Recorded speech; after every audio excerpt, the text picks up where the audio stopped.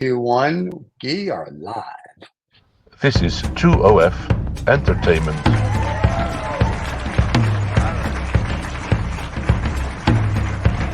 What could be more reprehensible than 2 old farts? 3 old farts featuring Dave and Steven and Greg Shapiro with funny ha-ha. Look at that hip music we got. David is like, you know, as he's getting older, he's getting hipper. Yeah, yeah. I like looking at music. Yeah, Greg's only worried about looking at himself going, damn, I look good in that picture.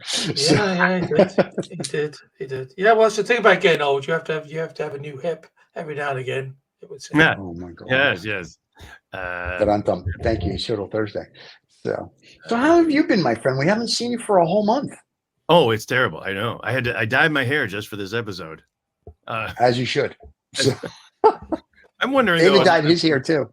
Yes. Yeah. I wonder what. But it looks like your hair. It looks like your hair is dyed. But is that what you're trying to tell us?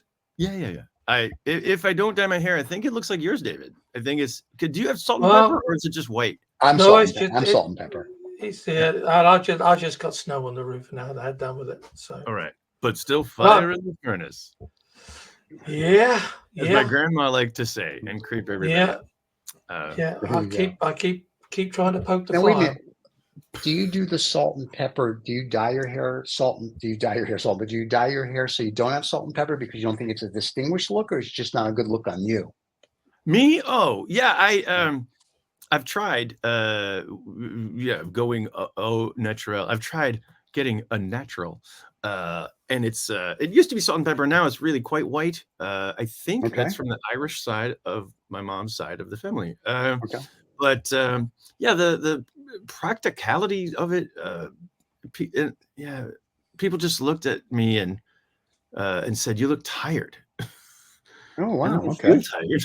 So then I dyed my hair, and all those comments stopped. So I was like, "Okay, I'll keep dyeing my hair." Well, you look good. You look good. My hair started changing colors when I was 39. You know, and I thought, well, people said, well, you know, why don't you dye it? And I thought, well, yeah, because it's going to grow out, and people are going to say, oh, no. They said, why don't you dye it? Yeah, what did you dye? Dye it. No, dye it. Not dye the hair. Dye it. Dye it. Sorry, go ahead. So it's all the same, isn't it? Because it just grows out, and people say, oh, you got grey hair. So I just left it.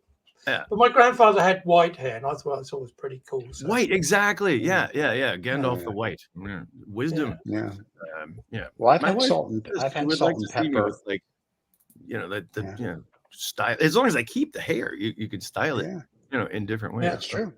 Okay. Well, I've had salt and pepper since I'm like in my 20s. Oh yeah. In my 20s, I've had this. Yeah. So I've been debonair since then. Thank you. But not old. How about that? No man. Losing hair. No, I got a fryer tuck. I have a fryer tuck. As you do. A little solar panel. Yeah. Well, you know, they say grass doesn't grow on a busy street. So that's why. So I guess so. Yeah. Lots of people walking all over you, I guess. There you go. That'll be in his act next week. But what did you call it again? What it's on the bald bit on the top of your head. What did you call it? Oh, I've heard someone call it a solar fryer tuck. A fryer tuck. Yeah, well, I quite like a fryer tuck every day. If I get the chance, I'll have one. Yeah. Oh, the chicken is delicious. So wait, the other day I saw the previews of your new movie that's out, the Krazy House. Hey, yeah, pretty wild, huh? Yeah, pretty crazy. In it. Pretty crazy. It is. It goes to crazy town, as we say in the script writing business. Yes. And Greg explodes. That's his head spoiler alert explodes. For my part. Yeah. It was. That's fine. I think there is one. There's one version of the trailer where you can see that effect pretty much. Yeah. Anyway, it was fun. Is that inspired by Mr. Creosote then? Because he managed to explode. You could say that. Yeah. Better get me a bucket. Yeah. It's wafer thin. All right, go on then. What can we do? Monsieur, it's just a little thin wafer mint. Nah, fuck off. Now, when is Krazy House open? Oh, it's open in the Netherlands, and I think they're still looking for like a U.S. distributor. They took it to Sundance Film Festival in January, and you never know. It's I don't know. It's more of a Dutch friendly film. Maybe American audiences might be left wondering what are the Dutch getting up to over there. So Netflix is perfect for this. Yes. Actually, I was getting a haircut the other day, and my hairstylist is a pretty devout Christian. Right. Talks about, making vacations to pilgrimage sites, and Sure. and I saw a preview for your movie. I'll have to go see it. And this movie is not friendly to the Christian religion. You should look for a new hairstylist. Yeah, I don't know. Yeah, but if you actually watch the whole thing, there's it's so you're not only a famous comedian, then you're also a famous or infamous film actor. I have other news, which is starting in the fall. In the Netherlands, I will be the voice of America's Funniest Home Videos. Oh, you're joking? Really? Congratulations! Oddly, yeah. For some reason, that because it used to be Bob Saget, and then the other guy from Full House, and now it's someone named Alfonso. But they're discontinuing, or I don't know. But for some reason, they need a native English speaker for different markets, and that's me in the Dutch market. Pretty fun to do. Pretty fun. Yeah. Well, congratulations. No shortage of. Well, Bob Saget used to joke that he only made $100 million doing that. So, it's a good gig. So it is. So who's running that out then? SBS? One of the commercial senders. Yeah, it's Talpa. Yeah. Talpa, that's the producer. Yeah. Very cool. Look at you, a big celebrity now. Oh, wow. So you're a Telpa. You're a Telpa star. My sideline is still climate good news, and I've got some great examples lined up this week. So I am looking forward to that. Well, congratulations on all your success, man. That is awesome. So you got your movie that came out. You're going to be the voice of America's Funniest or Dutch's Funniest Videos. That'll be good. No, America's home videos or something. It is mostly. There must be the UK as well, right? They're all over the world. You need to have critical mass of people doing stupid things and wanting to record it and share it. So America's. Have you seen Instagram and YouTube? Have you seen all that? Exactly. That's what I was wondering. Like 5 minutes on YouTube or on Instagram Reels, and why do you need a TV show? But no, they've still. Got it going, and then I don't know. Sometimes, honestly, the framing and the what am I looking at here? You can either put it in a caption or a title, but if you say it as well, anyway, it's not. It's I was even wondering, am I necessary? But it is. I am. It's good. Anyway, well, you'll have a great voice for that. That'll be yeah. Not in Dutch, face for radio. Not in Dutch, I tell you. It's a great face for radio. Well, that's he has a great face for radio. Sorry, bumped my. There's some turbulence. Hey, I read. Speaking of, have you seen headlines about how turbulence is getting worse because of climate? Yes. We talked about that about 2 weeks ago on Lost Dollar Business Club, that Boeing and I forgot another airline are trying to develop new technology because of what happened to the flight that came from Ireland over to Thailand, where I think a gentleman died and 90 people were hospitalized. Severe turbulence is a thing. Anyway, there's a friend of mine from Phoenix who is not a climate skeptic, but he's from Phoenix. He's the right wing of pro-climate people. Let's say, put it that way. I mean, sort of like you, Stephen. He quotes Bjorn Lomborg a lot. And it's just pointing out the discrepancy between screaming headlines and just data, like our world in data. But apparently, yeah, while there have been more extreme examples of airplane turbulence, overall, apparently, according to the data, there's not a huge uptick in turbulence issues, and to equate that to climate seems like there's not really enough data there. I don't think. Just trying to charge us more. Did you see the Austrian airplane? So they all got smashed up through the hail. Did you see oh, really? Oh, okay. Well, that could be that's a different thing. If you haven't seen it, guys, if you haven't seen it, find it on the internet, because the pilots it's just impossible to see out the windows. They were just totally smashed. Right. And all frosted because they were smashed. And the front cone on the airplane totally annihilated, all by golf ball size pieces of ice. Yeah, right. And then hail ice. And the bees coming out of the frogs.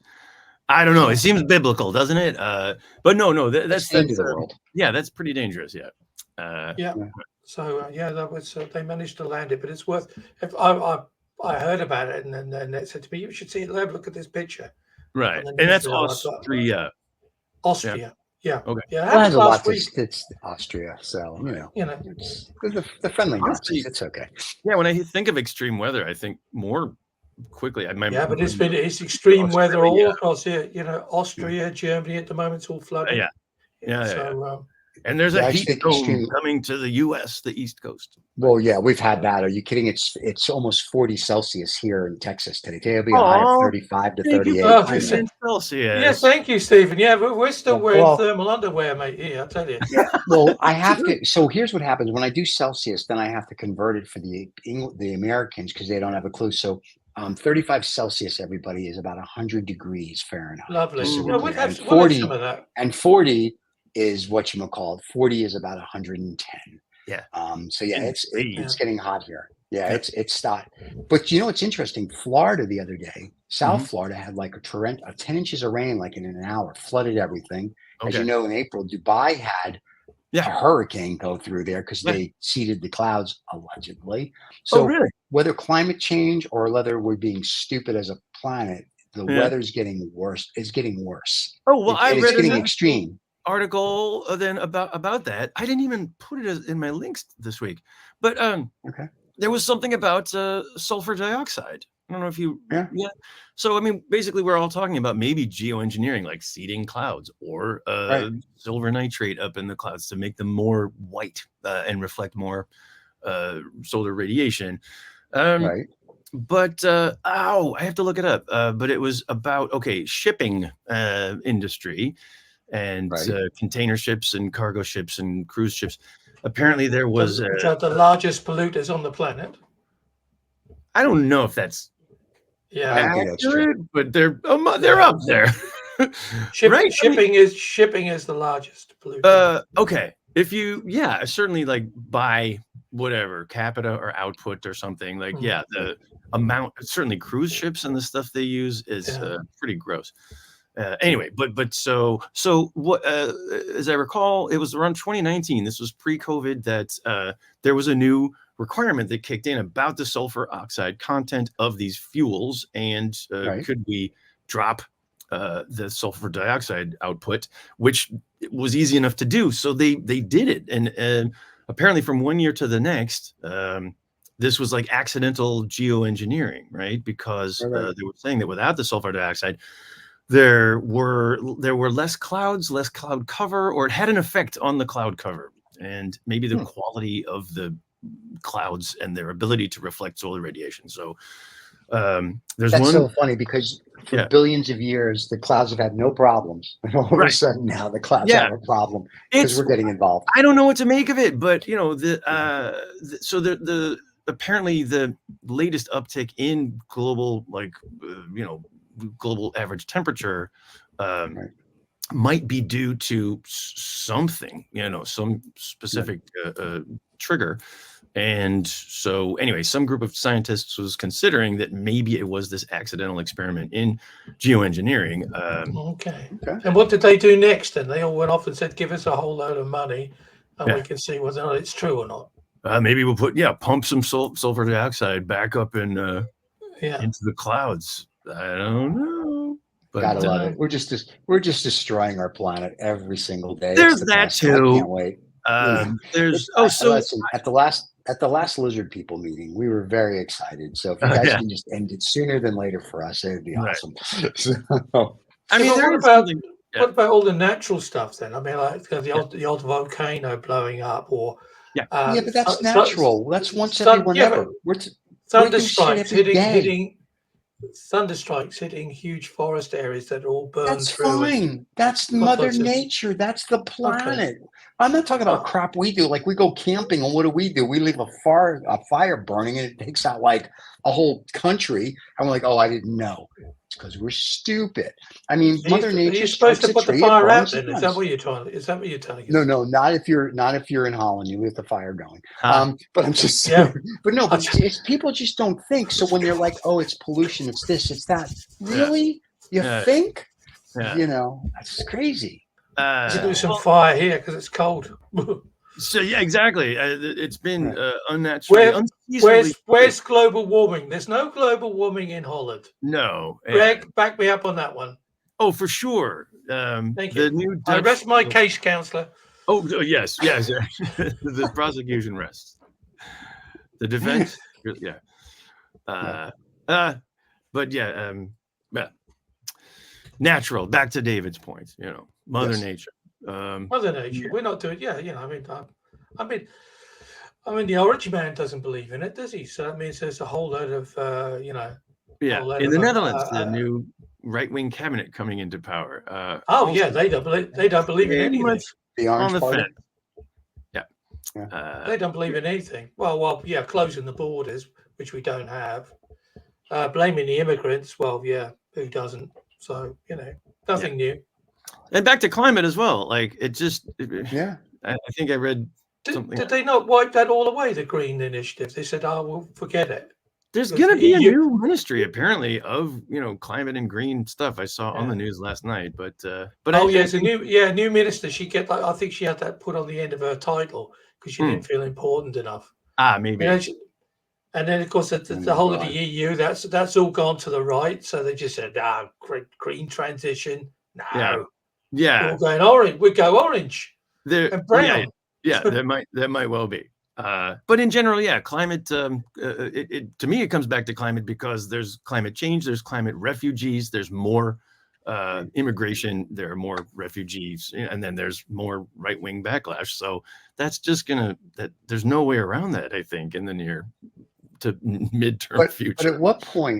But at what point then do these people that don't believe in climate change or global warming or pick whatever vernacular you like, at what point do they wake up and go, maybe there's something to this? Is that when the ocean is 30 feet higher than it is? Is that when we have like 100-foot or 100 foot high tsunami walls that come 50 miles inland? What are we waiting on? All of that. I understand that, but at some point we have to, as a society, go, okay, there's an issue. What's wrong? Like I don't fault the UAE for seeding their clouds. Like they wanted to bring a little rainfall in. That's what the article said. But apparently they seeded it just a little too much in April. And I was actually supposed to be there. And I was talking to my friends there, and they had Hurricane 5 winds. And rain for like 2 or 3 days. Right. And a friend of mine who lives like on the 38th floor was telling me, she said, my elevator, my part, everything was flooded. And I was like, wow. And the government's going to pay for all of it because they caused it all, I guess. But I'm like, wow, that's wild. That's wild. It's so nice. You think there's a cause and effect relationship with government spending? I'm like, listen, I do give them. I do give them credit. They set up literally the next day. They go, we're sorry. We made a mistake. Wow. We're going to set up an app. You can file your claim here and we will pay for it. And of course, in that country, if you lie about it, they kill you. Yeah. To me, it's like I can live there, have a hurricane come destroy my house, and I get my house back. Not like in America where people can't afford the insurance. Message, Steve, the most important message is that if we have an issue with climate change, we need to have an app on our phone. That's where we got to. So as soon as you have a problem with climate change, click on your app on your phone. All the issues are solved. I don't understand. I don't understand why you don't. I don't understand why you don't get this. No, I don't understand it either. I mean, I'd like to. There are two ways I'd like to follow up with the Dubai thing, right? Okay. I had not heard about the seeding clouds thing, and so, okay, great. I thought they denied it actually. Geothermal. Okay. Well, I want to see the article too, and I'll try to share that one about sulfur dioxide. But also, I read that the ability to retain the huge amounts of water. Dubai is so modern that there's not a lot of green space. I mean, or sand space, but it just all was runoff basically, and that's a new talent or a new opportunity basically. So here's what happened. What the FT and I think a couple of the papers, they did a before and after. So there was like, here's before the storm and here's after, and there is a very large percentage of the city that was, if you will, underwater, and you could basically go a boat through. And then I want to say it took about a week, and it just dissipated, went away. But I will say they all came together and everyone helped each other from the articles I read and the people that I know that are there. Okay. But it was just wild. Now, what didn't flood, of course, was the Palms, where all the billionaires live. Where we have our house. That was created by Dutch. That was created, right? But here's the interesting thing. I was reading an article and I was talking to someone. They go, sometime down the road, as the sea levels rise, the Palms at some point, I'm assuming are going to go under, maybe not. Maybe the Dutch have made it that the Palms rise with the water. I have no idea. But it was sort of like, that's right. But it wasn't flooded. And I was fascinated that here's this, if you will, man-made thing in the city. Very much. Not very many women on that company, Boscalis. I did a show for them yesterday. Yeah. Okay. But I think some of the Palm Islands are actually crumbling away. Yeah. There's something called a sand engine, and that is what they're using now. So this goes to David's point about nature as well. And that was my second point about Dubai as well, that there's maybe slowly, I mean, because Stephen was saying, what will it take for people to realize? But I think sometimes it's like your wallet. Sometimes if the cheapest solution is the natural one that's already been working for millennia. But so in the case of a sand engine, they just got a contract with the African nations of Togo and Benin. That's West Africa. And that's right next to like Cote d'Ivoire and Senegal. That's where the chocolate comes from. So like keep those places above or stop coastal erosion basically. But what they do is apparently, they build offshore islands or big sandbars basically, and they let the natural currents take the sand away and basically replenish the beach to stop coastal erosion that way. Right. And so now you got a beach and a bar. To me. And then they will have to replenish that every 10, 15 years or something. But the idea is that it can keep the beaches intact, stop the coastal erosion. And you get and lots of free drinks as well, because everybody goes to the bar and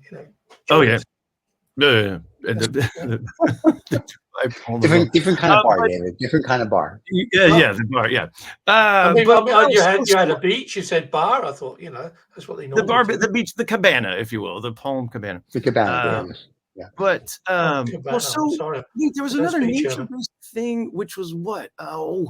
Something about there's a new kind of plastic that's apparently algae based, and it is completely decomposable. That would work. Back to Dubai, honestly. There's a waste to energy plant or facility.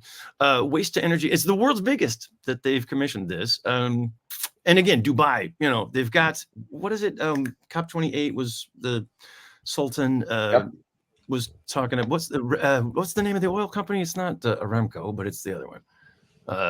The United there only really is a Aramco. Emirates, yes. There only really is a Aramco. They wouldn't need to worry about waste to energy. But according to this article, I think it was CNN, where they interviewed the engineers, the planning behind it, and they were saying, yes, there are emissions from burning all the garbage, but the alternative is it would go into like landfill, really, which produces huge amounts of methane. And there is which you can burn off as well. Which you can burn off. In fact, I was reading that too. Like a properly managed landfill is okay. It's gold mine, yeah, that too. But anyway, it was pretty exciting reading about the I don't know, because waste, plastic pollution, all this, even the microplastics. I think they were saying, like, if you do burn it and you manage the emissions carefully enough, then you don't have maybe some microplastics going into that. Can't be right though, right? That's why I don't know what to make. Talk about these guys. But the problem is, I don't trust anybody. I don't trust anybody to actually monitor it and do it. It's like we were talking about ESG the other day on Lost Dollar. Okay, we were talking about these airlines charge ESG, just to manage their carbon. Know, it's what is it? Carbon credit. Yeah, ESG is sustainability and green something governance, sustainability, governments, and I don't know, goody two shoes, whatever it is. It's a bunch of crap. It's a bunch of crap. It's a bunch of crap. Okay. Because the airlines or whatever, they did this study about the $2 carbon offsets you can pay for the airlines, and they go, no one's doing it. Like they pay it, but there's no. That's just junk. If you really want to stop pollution, for lack of a better term, you're either going to go, we're going to become a solar country or a hydrogen country. And that's it. There's no electric vehicles. There's no, and I don't know if people realize this. I mean, and I read a book, so it's the only reason I know. The sun apparently is free. These rays come through clouds and everything every day. Who knew? And for 12 hours or 15 hours a day, depending on where you live, unless it's Alaska, or Norway, there's sun. And if you can come up with a vehicle that can run off of sun, you would be fine. Or hydrogen. But everything else, from EVs to the petroleum, is just polluting the planet. And it's great that we're making it cleaner and better. But if you really, really want to have something, and unfortunately greed is good, never going to happen. But if you really came up with a solar car and you're like, you never need to buy gasoline again, there you go. Well, there are solar cars. They're just like, right now, you can only fit like one person in there. But once again, there's technology. If you go back 50, 100, 150 years ago, that there were solar cars, there were water cars, there were cars that would run on cooking grease. There's cars that would and the governments would find out about it, and they would take the patents and the vehicles and they would confiscate them.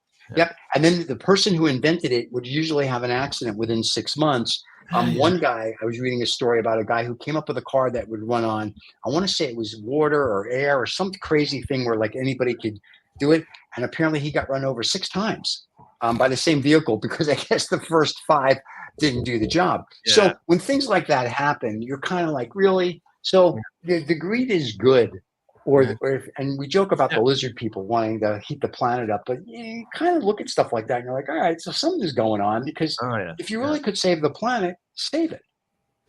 Well, no, not if you're a lizard. Not if you're a lizard, of course, because you don't function very well when you're cold. Metabolism slows down, so it needs to be. Lizards are cold-blooded. It needs to be pretty. They like heat. They like heat. But they do like heat, right? So because we have all our meetings in a sauna. We have our meetings in the sauna because it's it works well for us. And the guys in the Illuminati with the towels, funny to see. What about Stephen? What about carbon pricing? That's another article I was reading this week. I saw that. Some study finds that carbon pricing works. You're the finance man among us, so I did I've done the largest red deal in the world back in 2008, 2009. So I'm very versed in this. Okay. And we did a waste energy plant in the Caribbean. I saw a lot of this stuff I've done. But I did it before it was fashionable back in like 2005 to just say 12, 13, right? Wow. So the problem with after that, he was in prison for a long time. So we could do it. Well, that, and after I made my billions, I was like, who cares? So really, what the problem with all of it is, it's just bull. I mean, and I say this, and people look at me like I'm an idiot. If you're an investment banker, your job is to figure out how to take money from stupid people. Yeah. Carbon this, carbon that. Right? Stocks. It's the new, I don't want to say scam, but it's the new, like, okay, if you will, like crypto algorithm. Let's get you rich quick. Let's do this, let's do that. Because back when we were doing it, It was like you could buy, if I was going to build a factory in France, right, and I was going to put out so much emission, I could buy carbon credits to offset my emission. So based on that, there'd be a market. And so the the market offset, is I really don't just know. right. Okay. It's just a whole bunch of ridiculous Yeah. crap because it doesn't really, from what I saw after doing it for a while, I didn't see it really doing anything. I saw when we did more like a mini hydro plant or something where it actually did something for a community. Okay. The carbon credit stuff and the red deals, they were great, but only a handful of countries or cities or whoever that did them managed them properly, where it was beneficial the way it was supposed to be, not beneficial, if you will, to us. You know, is that what about all those poor traders? Then we had this discussion for the week. All the poor traders, they had to have something to do after the crash, so they're they're out there doing the old carbon credits. I mean, you can't sell trees. Can't sell trees anymore in Costa Rica or a piece of land somewhere where to invest your money in. So it's got to be another way of making money. We can buy you a bridge if you'd like in Brooklyn. I hear there's one for sale. Yeah, but I mean, but that's the part of the issue is that it's just what Wall Street does, or I don't mean Wall Street itself, I mean Wall Street around the world. What it does is its job is to make money. So you have to come up with different things to make money. And if you don't come up with an idea, then you don't get money for your firm. You don't get a bonus. You don't get a salary. You don't. Yeah. So you have to remember when they go, oh my God, look what Wall Street did. They're not altruistic. They're not doing this because they want to save anything. They're just like, I need another home in the Hamptons. Greed is the base. Greed is good. So, but some stuff they does. Should I be slightly cynical then when the post office says to me, would I like to send something which is pay a little bit of carbon credit, or if Amazon sends me something, I can have it sent carbon free or whatever. I mean, where's that? Why would you waste your money on that? Where's that money going to then? Are you saying that are you suggesting that they could not be telling the whole truth and nothing but the truth? I saw it on John Oliver, I think, last week tonight, where, I mean, this is a year or two ago. We talked about carbon offsets and offsetting, and there are a couple of bigger agencies, startups basically, right, that were promising the world, and they weren't, didn't do anything. There was no oversight or authority. So at some point, someone did an expose and realized, like, none of this is. It's all crap. That's why I'm saying ESG is crap. It's like, I mean, I know people really try to do it, but realistically, the study that there was one in either the FT or the Economist, and I was reading it, and even in the journal they were talking about, they're just sort of like, when they look at all of it, it's just bull. It's like just a bunch of make believe. And I do watch John Oliver, by the way, every Sunday for his reviews because it's great. Because he really, I don't know who does his research. Yeah, some of the stuff he says it's spot on, and so kudos to Mr. Oliver. Cool. But a lot of this stuff is just. It's just how do you make money from stupid Isn't it a crazy system as well, though? Because like you've got this factory, for instance, a factory, chucking out a whole load of crap, over and above all the norms that anybody says is, So let's say they're making steel somewhere. Yeah, steel. And then they say, oh, okay, well, all right, but we don't worry about all the pollution around here. We've bought some carbon credits from somebody, so we're allowed to use them up. We're allowed to pollute because we bought that was the hypothesis. That's the hypothesis. But sorry, that's carbon credits. I'm talking about carbon pricing, right? But that's a scam too. How are you going to price it? Oh, how are you pricing it? I just thought it was like adding the cost into the cost of the cleanup or. Into the for example, it literally is all stuff that's just in the air, isn't it? I mean, even the pollution itself. So this cubic meter of carbon of pollution is worth so much. So I can either sell it or to somebody who needs it, or I can buy it to offset what I'm putting into the air. I saw the John Oliver piece. I believe that has been proven to be bullshit. Not to work. I did see. Okay, Sorry, so what do you here's make of this study? This was okay. Dear wait, Zama, before you do, let me just Yeah, help sure. everyone out for carbon. What is carbon pricing? Carbon pricing curbs greenhouse gas emission by placing a fee or admitting and or offering an incentive for emitting less. So carbon pricing is an approach to reduce carbon emissions, also referred to as greenhouse gas or GHG emission, to use the market mechanics to pass. In theory, the price should be equal to the social cost of carbon, blah, blah, blah. So once again, That's it's the like the Monte Carlo theory in finance. You have a bunch of numbers, take a dart, throw it, and pick it. So it's not anything. Once Is again, that the Monte Carlo theory? I haven't heard that before. That's the welcome to the greatest scams of our life. That's one of them. Okay, and that's the Monte Carlo theory. Is you throw a dart and whatever. Well, the Monte Carlo theory is that it's random numbers and blah blah blah. But the easiest way to ever explain the Monte Carlo theory to somebody is the Monte Carlo theory is pick a number. So just have a bunch of random numbers, and if you want, throw a dart, flip a coin, point with your eyes closed, and that's it. The Monte Carlo theory. Okay, I like it. I learned one thing in my economy class, and that was it. But indeed, you came up to the social cost. Like, how do you calculate that? So I see the hang up. Well, okay, thank you for that. Wait, I did see this piece that what is it? Sustainable investment funds in 2023 have delivered a higher percentage of returns than traditional funds. And a friend of mine works at like a series of green funds, Set Ventures, I think. And he said that there is something to that, or at least in their experience, a lot of the startups in their early phases, that's they're having some. If they have any success, then that's when you really notice it. Long term, it may be different, but I don't know. Have him on the show, and he could tell us about that. Awesome. He's another American dude, also from Texas. Of course, we're also going to be, because you got to screw up the country with oil. But anyway, no, I'm just. But it's funny. If you're an investment banker, I can make anything make money. Sure. Okay. And 2008 was the perfect example of that. As the real estate and everything it was all making money on Monday, so to speak, but on Tuesday it all went to hell in a handbasket, right? So everything makes money until it doesn't, which sounds stupid, but if you actually think about it, that's really how we work. If you're in a venture capital fund, a PE fund, hedge fund, that's everything makes money until it doesn't. Really, if I invest in a company, I want to get out within like 24 months.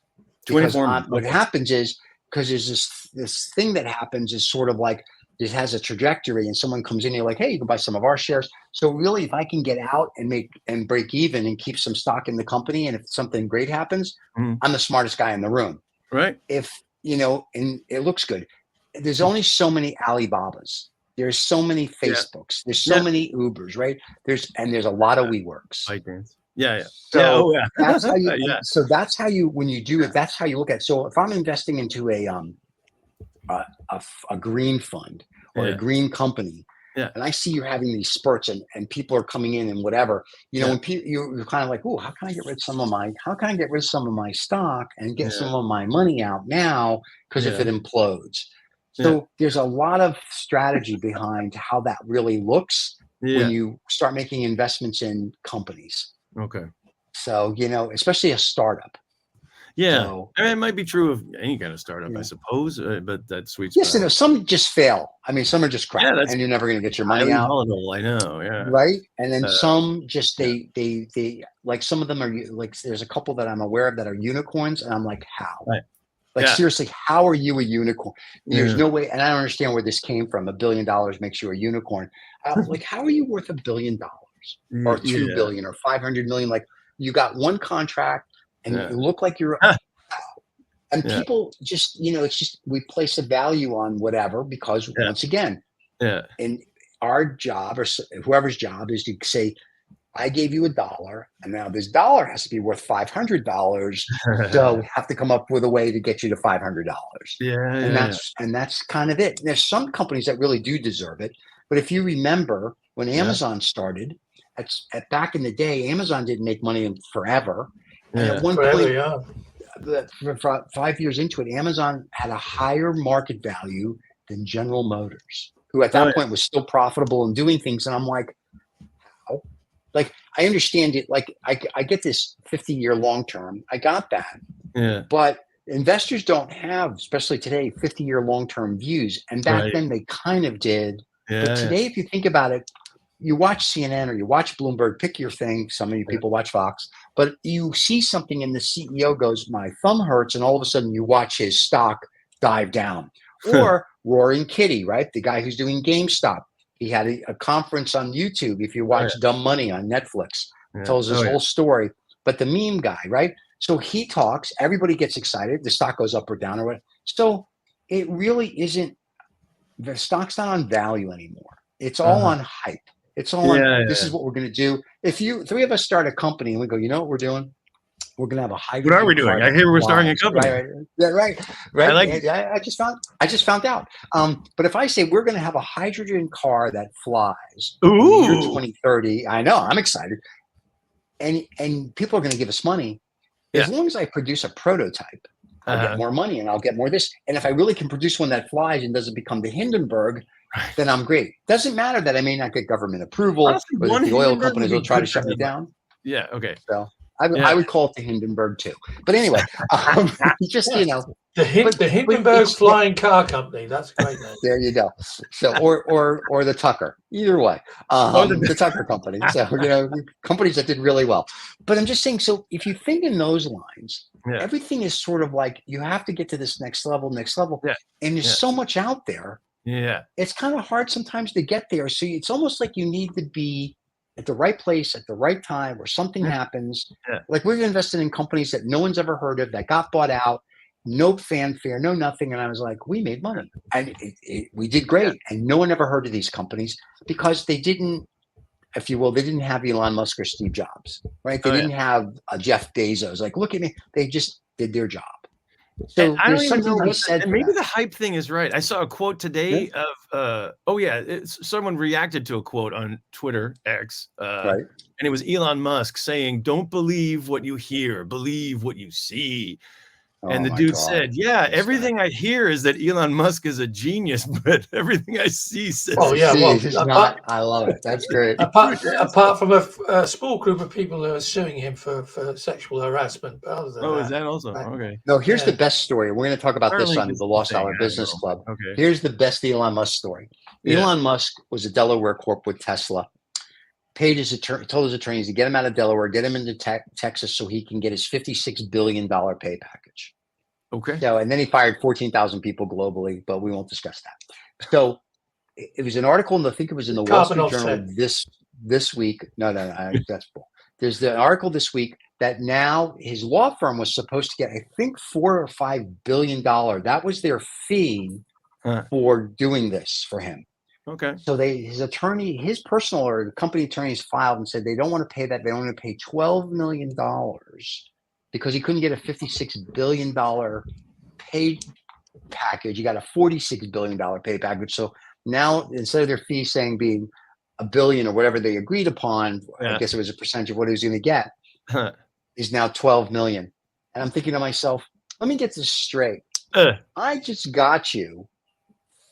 We'll just call it 40 billion to be nice. I just got you $40 billion. That's a lot. You selfish little prick. Yeah. And you can't pay me. Let's just say it's $1 billion. I think it was 10%, so it'd be $4 billion. You can't give us our firm who busted their ass. So we went to the judge in Delaware and said, well, this is unheard of and unprecedented and blah, blah, blah, blah. So I don't know what the ruling is yet, but I'm laughing to myself going, it's not what's good for the geese, good for the gander. It's what's good for him, not good for anybody else. And if I was that law firm, I would be suing him until he dies, just because they make a point. Like, dude, he complained about. He doesn't have any money, though, does he? That's what he sort of says. He doesn't own anything.